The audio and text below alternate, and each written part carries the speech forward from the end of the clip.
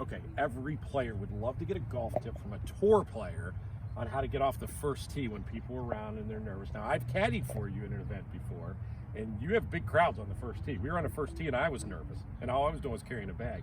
So what do you do to like just focus and get everything else out of your mind? Well, during a tournament round, we have our yardage book. So in the back of my yardage book, I always have like 2 or 3 things that I'm working on with Butch, or with maybe just like in general, something that's working that I go over in my swing. And then I also have this prayer, like really cool athletes motivational thing that I read that my mom made me, that I keep it in my yardage book. So I try to like go over to the side and like secretly read that. But when I'm playing for fun, or even if it's like a made for TV and it's not a tournament one, this is going to be super cheesy, but I've done this my whole life and never told it before, is I try to think of 3 things that I'm grateful for. Like, oh, I'm so excited to be able to play. You know, my back doesn't hurt, nothing hurts. Or what a beautiful morning it is, even if it's really freezing.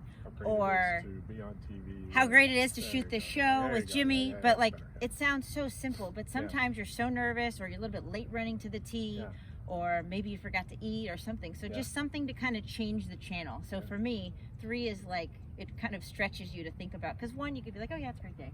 Or number 2 is, I'm excited to play this new golf course, or I've got a new driver that I'm trying, and it can be random, but 3 things that you could incorporate in.